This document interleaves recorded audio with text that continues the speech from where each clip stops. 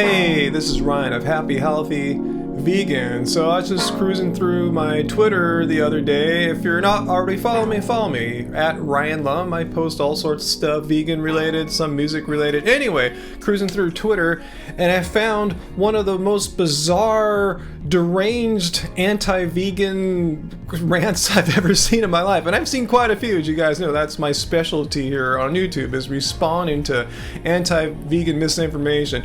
And this one, like I said, may take the cake as far as just way out there, wacky, zany conspiracy theories. So anyway, it's from a far right-wing media source called Newsmax. I'm not far right-wing myself. If you are, just try to listen without bias. I'm not attacking your politics or anything here. I'm just attacking the extreme misinformation being spread here about what's supposedly inside of Impossible Burgers. I think we should do a test. I'm going to say the Whopper, beef Whopper, and the plant-based Impossible Whopper blind taste test. I'm guessing both of you, neither one of you, well, over the course of several attempts, I'll bet you can't tell the difference in taste. Right, so forgive me for not knowing these hosts' names. Like I said, I don't watch Newsmax, but the male host here seems to be playing at least the part of the voice of reason compared to what you're going to see in a few moments here. But I've kind of said, similar thing that he said here. I've put like a joking wager out there. If I handed a meat-eating friend or family member Beyond or Impossible Burger, put all the fixings on it, ketchup, mustard, and everything, and just hand it to them, and they're a little buzzed, they'd probably never even think twice that they're eating a vegan burger. Well, they might think twice if I was handing that to them, because I'm vegan, obviously. But anyway, let's continue. Oh, I can. Eric, this isn't about taste. This isn't about taste, though. This isn't about taste. It's about knowing that you're eating something that was made. Well, here they're fighting or debating about whether they'd be able to distinguish the taste. And again, I really love to wager them. Just hand them a Beyond or Impossible Burger, all the fixings, and really see if they take a few bites and spit in, oh my God, that's not a real dead cow burger. I doubt they'd be able to tell the difference, unless they're really focused on trying to do a taste test. You guys are producers. You guys are producers. You know you're not supposed to talk at the same time. Alon, you first. You go first. I mean, come on. If it tastes the same and it's healthier. No, that's not the point. I think the point is that this is made in a lab. It's Bill Gates has decided that all of us have to eat man-made meat. All right, so hold on, guys. Now is where the nonsense starts. I mean, there's just so much misinformation to unpack from this statement here. Bill Gates has anything to do with making Beyond Burgers and forcing humanity to be vegan. We've heard all these nutty conspiracy theories on the Friday live streams. By the way, come by on to my Friday live stream, 6 p.m. Pacific Standard Time. And if you think Bill Gates is trying to push veganism on the world, I'd love to hear from you. And that bit she said about Impossible Burgers being made in a lab, that's complete nonsense. Sure, please show me your information that you have. I'll show you mine, because I'm pretty sure she's just trying to scare people and confuse it with lab-grown meat, which is a whole different kind of technology not used in Impossible or Beyond Burgers. Let's look at this article here, that Impossible Burger is made from simple plant ingredients that people have been cooking and eating safely for millions of years. Protein from potatoes, wheat, and soy, fat from coconuts and sunflower oil, and nutrients such as vitamins, amino acids, simple sugars, minerals, iron, and heme. Once all these ingredients are combined and cooked, they create a meat-like burger with the same kind of mouthfeel, taste, and texture that a traditional dead meat burger has. But this is not made in a lab. This is just complete nonsense. I want the real thing. I want it to come from the real source. It's not about the way it tastes.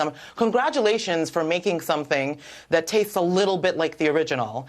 I want to eat something that's real. That's the real thing that came from the earth, from the planet, that was actually intended for us to be eating, not out of a lab that's made of I don't know what. Oh, really? So this Newsmax producer host is some kind of whole food activist? She will never eat any processed food. The earth must produce it in its whole form before she can put it in her mouth. I could call complete nonsense and shenanigans. In fact, I wanted to look up her Instagram. It's locked down, it's private, but I wanted to see what kind of food she's eating, see if she's avoiding anything remotely processed, even bread, potato chips. They have to come straight from the earth in order for it to eat. This is just complete nonsense. It's hypocrisy.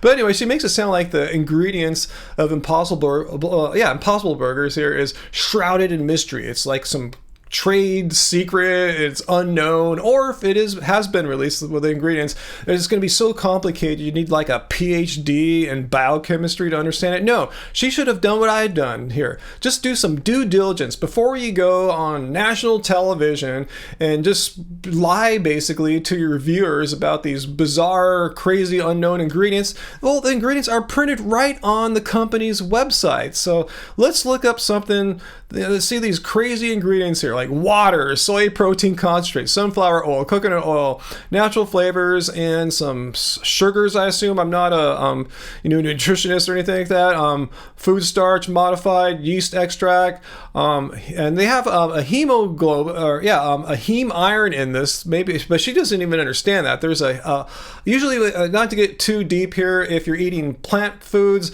the irons you're eating are non-heme iron, and only meats and animal products have heme iron. Well, impossible for whatever reasons, I'm not sure I agree with it or not. Anyway, they did some genetic modification so that they have a plant-based heme iron.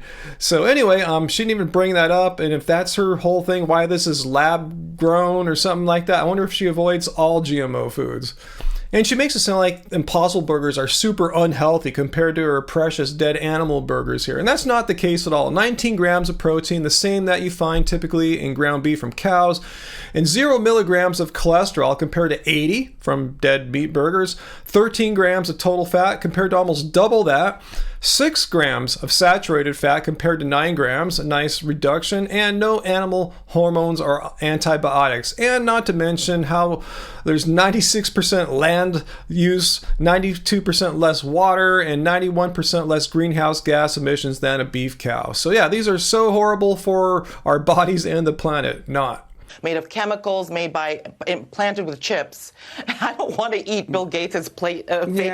So now we've moved on from just basic, everyday misinformation, lies, and hypocrisy, just to the land to complete wacky, zany, loony-toony conspiracy theories. Did you hear that? She says there's chips, and Bill Gates put them in there. Not like chips and salsa chips. They're talking about, when you hear people talk about Bill Gates and chips, they're talking about some kind of silicon-based microchips, which was said like a couple years ago about like vaccines or whatever. I've never heard this claim before that microchips are inside Impossible burgers, which begs the question, are they in Beyond Burgers, and how far and widespread does it go? And like, why would they put chips, and how does this work out? Like, first of all, why would Bill Gates want to put microchips in vegan burgers? If he really wanted to like track the masses of humanity, put them in beef burgers. I mean, that's what the most people are eating. Why would they be in plant-based burgers? But this is ridiculous that humans can somehow like eat silicon. If someone were unfortunate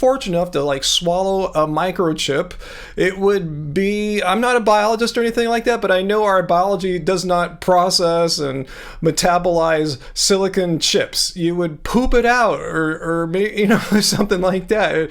It wouldn't start working and be activated and connect to the internet or something like that with antennas. This is complete nonsense. And like, or do they get lodged somewhere? Do they all rest in your colon and they don't get pooped out? They just kind of like bypass digestion and get lodged in your arm or something like that. So I'd probably have a few hundred of these Bill Gates microchips in my arm. And why is it Bill Gates? Why is Bill Gates always the guy like that's connected with chips? And I'm no fan of Bill Gates. If you look around my studio here, it's like a small Apple store. I don't own any Microsoft stuff. Yeah, no connection to Bill Gates. I'm not here to defend him in any way, but why can't it be someone else like Elon Musk, that's putting the microchips? Why can't it be a different billionaire is what I'm saying, a different tech-based billionaire? At least for Elon Musk, he already has his Neuralink company where he is putting chips into mammals. So there's already a connection there with Elon Musk wanting to like microchip the entire like human race in the future after he gets done with pigs and monkeys for his experiments. And then, but I don't understand why Bill Gates is the guy who's always chipping people either through vaccines or now vegan burgers. This is complete ridiculous. I'd rather, Eric, just the point is I'd rather eat the real thing No, or nothing at all. I agree with you. I don't. That's what I Mariana, like. I'm not suggesting, and I That's the won't point. eat a lab-based plant thing. Okay. I mean, these are basically soy-based. A lot of these, most of them are soy-based, and they're mixed with Right. other stuff, but they're not grown in a lab. They're actually really from the earth. So you can see why I thought this guy might sort of be the voice of reason on Newsmax. Yeah, because he just corrected her misinformation about these being lab-grown meats. No, they're not. They're just made out of plants, and they're not a laboratory product. So yeah, maybe this guy is kind of reasonable. I can, Go ahead, look, I Mariana. You know what else came out of a I can taste lab? the difference. You know what else came out of a lab, right, Eric? A little virus Yeah, we know. came out of a lab. A little virus that took the planet down for 2 years. A Just Wuhan that. lab guy, China virus. Okay, I spoke too soon. So much for him being the voice of reason. I, as a Chinese American, find that phrase completely offensive. It's been part of the rise in Asian hate, of Asians being attacked over the past few years. So, all right, so much for, I'm sorry, I thought he might have there might be some reason and rationality in that guy. But it's just back off from that here for a second and get back to the main story here, which is that, no, there's not microchips inside of any kind of vegan burger. And to say anything of the sort is completely delusional, and you're not speaking about this world, this reality that we all inhabit here. You're just talking about some weird fantasy in your minds. And, I'm not blaming Newsmax. I mean, I hear similar sorts of just completely fantastical, just wacky, zany, non-reality based things about vegans and veganism. And Newsmax is just part of one of the latest people, to make, or an organization to make such just out there claims not based in fact or evidence or anything of the sort. But anyway, let me know what you guys thought about this story. Let me know if I missed anything about there being microchips and beyond and Impossible Burgers. Let me know if you know something that I don't, and let me know if you have found any microchips in any of your vegan burgers, and share the brands, and let me know if some have better flavors. Some chips might be a little more barbecue flavored and has your Wi-Fi and 5G reception improved after you've gone vegan and started eating all these burgers. I want to say, by the way, I'm not like a huge proponent of Beyond or Impossible Burgers. I rarely eat them. We don't buy them and bring them in the home, but when we go out to places and there's not many options for vegans, I will dabble in some Impossible or Beyond products. But it's not like a go-to. You can be a perfectly fine, happy, healthy vegan and never eat any of those products if you don't want to. But they are out there, and you can eat them as a vegan, and they're intended for non-vegans as well. The non-vegans are the majority of people out there, and that's where these companies make their bucks. So anyway, guys, hit like, subscribe, share this video, become a channel member, hit the join button next to the subscribe button. Until next time, guys, remember, doesn't suck being vegan.